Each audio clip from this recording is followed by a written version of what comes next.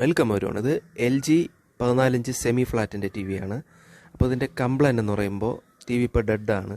ഇപ്പോൾ ബോർഡൊക്കെ നല്ല നീറ്റ് ആൻഡ് ക്ലീൻ ബോർഡാണ്. ഇപ്പോൾ ബോർഡിൽ ഇവിടെ ചെക്ക് ചെയ്യുമ്പോൾ പവർ സപ്ലൈ സെക്ഷനിലൊക്കെ അത്യാവശ്യം കുറച്ച് ഡ്രൈ ഉണ്ട്. ഓക്കെ, അപ്പോൾ ഡ്രൈ റീസോൾഡർ ചെയ്യാണ്.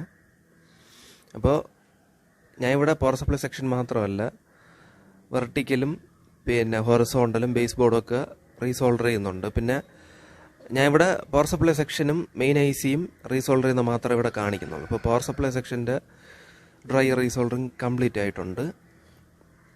ഇനി അത് കഴിഞ്ഞിട്ട് മെയിൻ IC ആണ്. അപ്പോൾ വീഡിയോ കണ്ടുകൊണ്ടിരിക്കുന്നവർ വീഡിയോയ്ക്ക് ഒരു ലൈക്ക് അടിക്കാനും, യൂട്യൂബിലാണെങ്കിൽ ചാനൽ സബ്സ്ക്രൈബ് ചെയ്യാനും, ഇൻസ്റ്റയിലാണെങ്കിൽ അതായത് ഇൻസ്റ്റാഗ്രാമിലാണെങ്കിൽ എന്നെ ഒന്ന് ഫോളോ ചെയ്യാനും മറക്കരുത്. ഇപ്പോൾ മെയിൻ IC ഡ്രൈ റീസോൾഡറിങ് കംപ്ലീറ്റ് ആയിട്ടുണ്ട്. ഇനി ടി വി ഓൺ ചെയ്ത് നോക്കാം. ഇപ്പോൾ ടി വി ഓൺ ചെയ്യുമ്പോൾ കറക്റ്റ് പവർ ഓണായി വന്നിട്ടുണ്ട്. ടി വി ഓണായി കറക്റ്റായിട്ട് ഇവിടെ സ്ക്രീൻ വന്നിട്ടുണ്ട്. പക്ഷേ ഇവിടെ വേറൊരു കംപ്ലൈൻറ്റ് കാണിക്കുന്നുണ്ട്. ഈ മെനുവിൻ്റെ ഐക്കൺ ഡിസ്പ്ലേ ശ്രദ്ധിച്ച് നോക്കിയാൽ കാണാൻ പറ്റും. താഴെ നിന്ന് മുകളിലോട്ട് കുറച്ച് ലൈൻസ് പോയിട്ട് ഈ ഡിസ്പ്ലേ വന്നിട്ട് ഇങ്ങനെ ഒഴുകുന്നുണ്ട് കിടന്ന്. ഓക്കെ, ഇങ്ങനെ വളഞ്ഞു പോകുന്നുണ്ട്.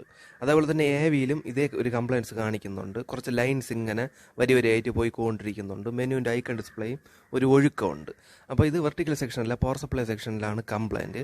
പവർ സപ്ലൈ ഉള്ള മെയിൻ ഒരു കപ്പാസിറ്റർ ഉണ്ട്. ഈ ഒരു വലിയ കപ്പാസിറ്റർ 450 വോൾട്ട് 330 mFൻ്റെ കപ്പാസിറ്ററാണ്. ഈ കപ്പാസിറ്ററിൻ്റെ ടോപ്പ് പോർഷൻ വന്നിട്ട് ബൾജായിരിപ്പുണ്ട്. ചില കേസസിൽ കുറച്ച് നേരം ഇങ്ങനെ ഓൺ ചെയ്ത് വെച്ചിരുന്നാൽ STR ഓവർ ഹീറ്റ് ആയിട്ട് പൊട്ടിത്തെറിക്കുകയോ അല്ലെങ്കിൽ പവർ സപ്ലൈ കൊണ്ട് ഓഫ് ആവുകയോ ചെയ്യും. ഓക്കെ, അപ്പോൾ ഇവിടെ ഇപ്പോൾ ഈ ഒരു കപ്പാസിറ്റർ വേറെ ഞാൻ ഇട്ടിട്ടുണ്ട്. ഈ കപ്പാസിറ്റർ ചിലപ്പം കുലുക്ക് നോക്കുമ്പോൾ അകത്ത് ചിലപ്പം കുലുങ്ങും. ഇവിടെ ഇപ്പോൾ ഞാൻ കുലുക്കി നോക്കിയിട്ട് വേറെ കുലുങ്ങൊന്നും ഇല്ലായിരുന്നു. അപ്പോൾ ഇവിടെ കപ്പാസിറ്റർ കറക്റ്റായിട്ട് മാറ്റി ഓൺ ചെയ്തപ്പോഴത്തേക്കും ആ ഒരു കംപ്ലൈൻറ്റ്, അതായത് ആ ഒരു ലൈൻസും ആ ഒരു ഡിസ്പ്ലേയിലുള്ള ഒഴുക്കവും മാറിയിട്ടുണ്ട്.